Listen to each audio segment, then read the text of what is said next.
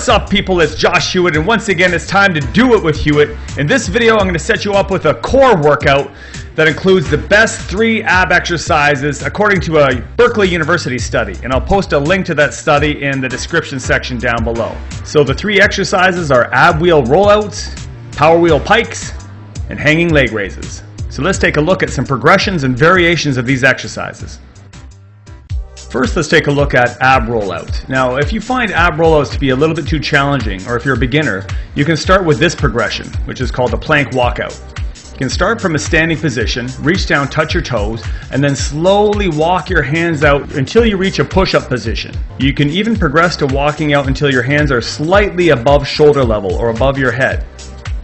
Be sure to keep your core tight throughout the movement. Let's take a look at the actual ab wheel rollout, shown here using the power wheel, which you can check out at strongestcore.com.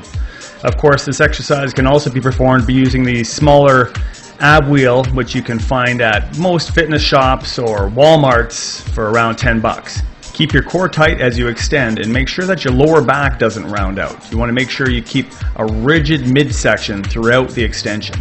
As you get stronger, you can increase your range of motion and reach further out into the rollout. But what if you don't have access to an ab wheel? Well, you can also perform this exercise using a barbell with a plate on either end. Right here I'm using an easy curl bar with 2 10-pound plates.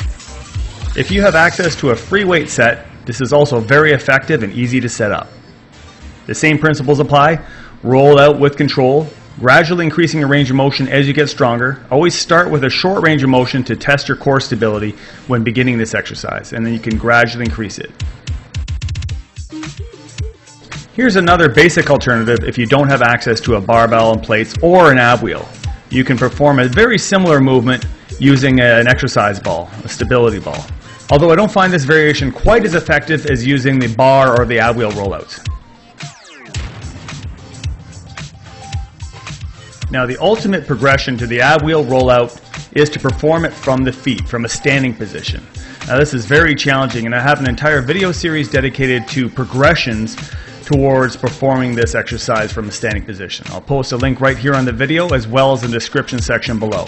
But for the time being, get really strong with performing the kneeling ab wheel rollouts, and you can have this as an ultimate goal down the road if you're a little ambitious and as crazy as I am.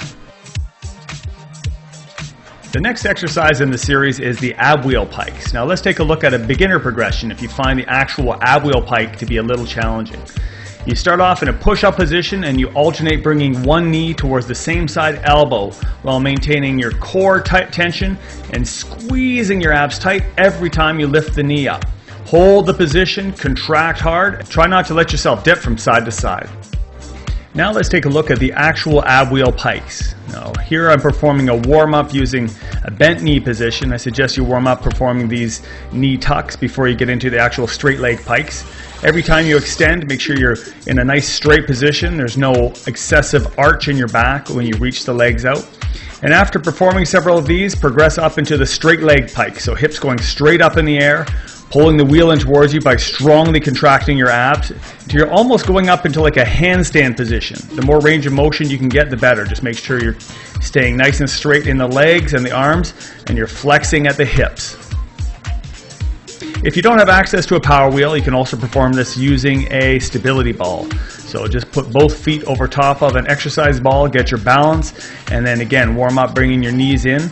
And this can also be performed as a pike position with your legs nice and straight. If you find that too challenging, place your feet back further over the ball so the ball is closer to your knees, and this will give you a little bit better leverage, making the movement easier.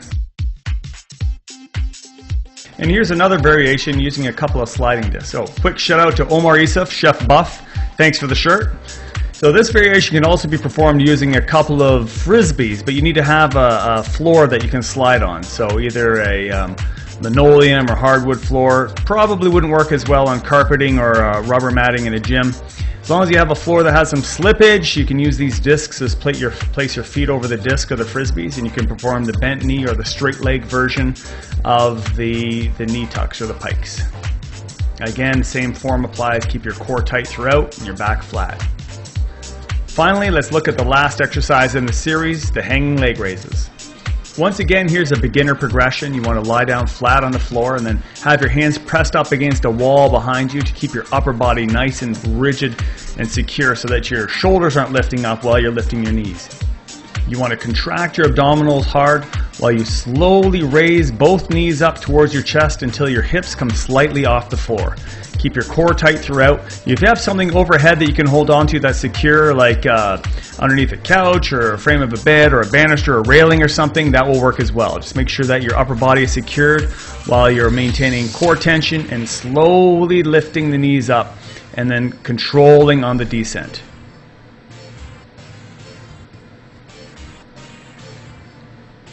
Finally, we get into the actual hanging leg raise. So if you're at a gym and you have access to one of these Roman chairs, you can support your upper body on the pads, on the forearms, and then raise the legs with control, squeeze at the top, and then slowly extend them back down to the straight position. This can also be performed with straight legs, which is quite a bit more challenging. Now, if you don't have access to a Roman chair, you can also perform this on a parallel handles of a dip machine. Same basic form applies. Keep your upper body nice and stable, lock the arms in place, bring both knees up towards your chest, and contract the abdominals hard.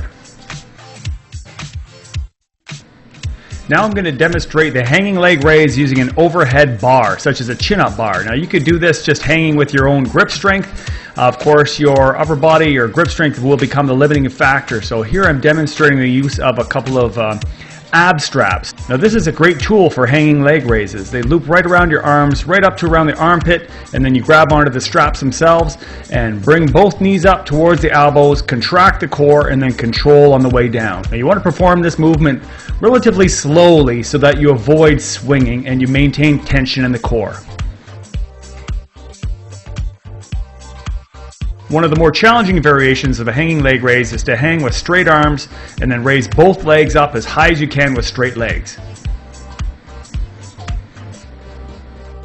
So here's how I suggest you incorporate these 3 exercises into a workout. You're going to perform 3 rounds of a strength circuit, starting with the ab rollouts, progressing to the ab pikes, and then finishing with the hanging leg raises. It's 10 to 15 repetitions each, taking up to 30 seconds between exercises. So choose a variation of those 3 exercises that's appropriate for you, and let's give those abs a beating. Until next